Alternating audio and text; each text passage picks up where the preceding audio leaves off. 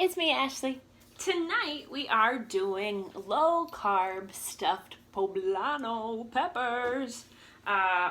Give it up for the poblano. We love these guys. They've got just a little bit of spice to them, but not so much that you want to be like, I'm never eating those again. I've got 4 of them here. I'm using my flexible cutting mats. Love the flexible cutting mats.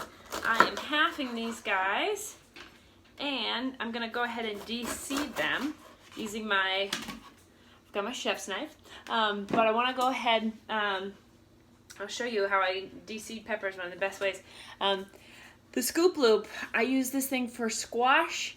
I use it for like we used it for carving pumpkins earlier, but I used it last night for the delicata squash when I made that for dinner. I think actually Jeff used it. I was just taking credit for it, that's all. But anyways, these are great even when you're cutting up tomatoes and you want, see how it just kind of cuts right into there? You can use it for tomatoes when you're trying to get all of the little juicy bits out, like if you need to put tomatoes into something that's not gonna make it all what's the word, like too wet, like that's juicy and juicy. That is the word that I am looking for. Anyways, so I'm gonna go ahead and scoop out all of these little things. Oh, avocados, they're great for scooping out avocado stuff too. So anyways, I'm gonna keep scooping out all the seeds for this, and then I'm gonna spray these guys. Just because I'm stubborn, let me finish this one, and then I'll show you what I'm gonna do. I think, sorry, Jeff just texted me. Anyways, I'm gonna go ahead and spray these guys with a little bit of EVOO. They're gonna go onto the pan, and I'm gonna actually flip them upside down, and I'm gonna just give them a spritz. I don't know if you could see. I'll spritz them on this side so that you can see. Anyways, this is the kitchen spritzer. I love this guy. You can use whatever oil that you have already at home for it, and the best part of it is that you're not getting all those chemicals in there in order to get a good aerosol spray. So anyways, I'm going to finish that up. These are going into a 400-degree oven for 10 minutes. Stay tuned. Okay, up next, we've got just a pound of ground turkey going into the executive cookware. I'm using the non-stick skillet.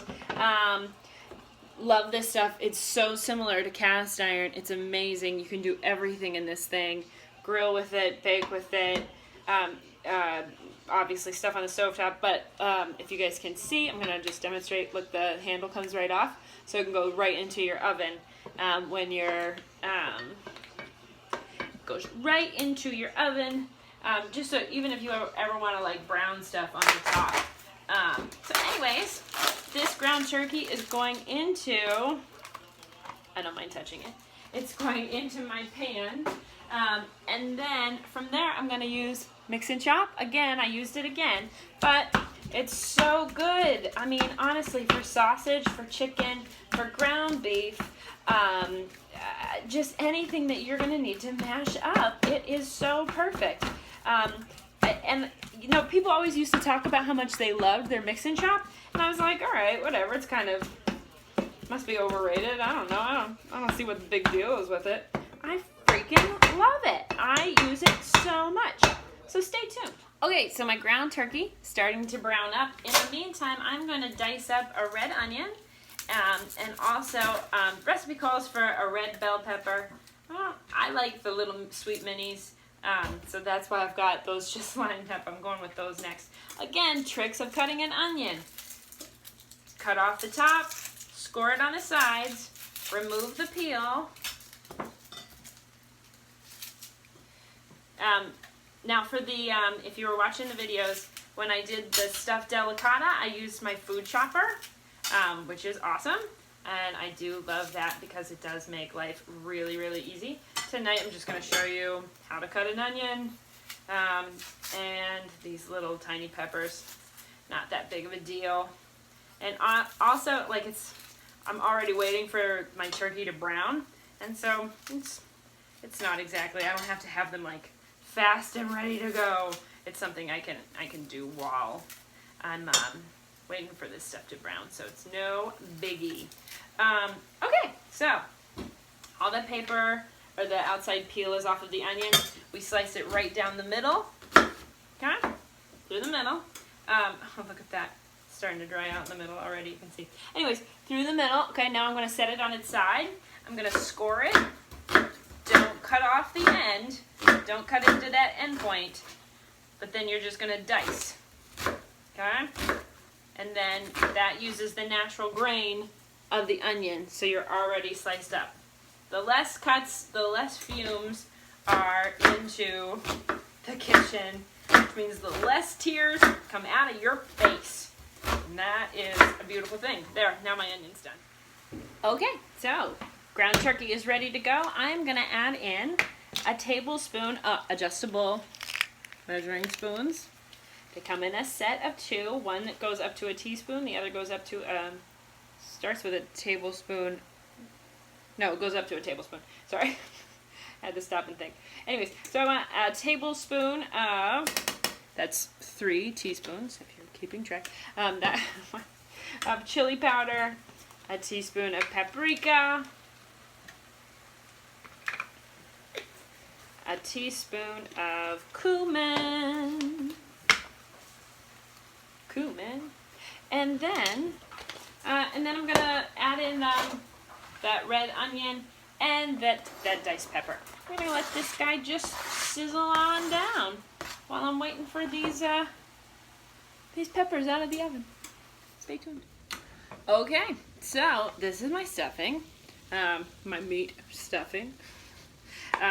Ground turkey. Oh, I also forgot to add in garlic. So a couple of cloves of garlic, or a good generous sprinkling of garlic powder over the top is fine too. So those are my poblanos. They are out of the oven. They're looking pretty fine. Tongs. Rule of the tongue. You have to tong it up a couple times. Now, a lot of poblano pepper recipes that you see, they're going to have you roast them whole first, get a little black char on them, and then put them in a paper bag, and then let them cool, and then that skin will peel right off of them. You kind of like rub off the skin. In this case, the recipe didn't call to take off the skin or roast them that way. And honestly, these are going back into the oven for a little bit longer after they're stuffed. So I'm not gonna, I mean, it's not like the skin isn't edible, because it is. Now, once this is ready to go, we've got a couple different ways that we can fill them. We can either use, I'm using like the bamboo like tongs, and you can just fill them that way. That's pretty good because it gives you kind of like a wide view. Let me move my recipe here. It gives you kind of an easy way to kind of just fill those guys up, line them all up. In fact, I'm gonna go ahead and just use that. I was gonna show you guys using scoops, but actually this is working out just fine. And I am just gonna put this nice white cheddar. This is a nice white cheddar from Aldi. I'm gonna go ahead and put that right on the top of them.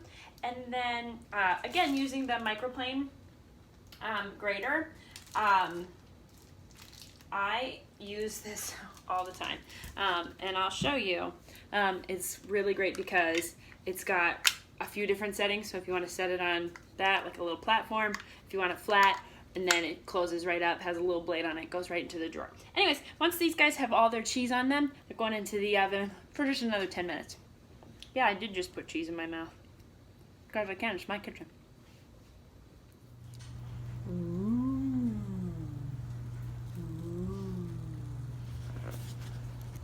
Happy eating.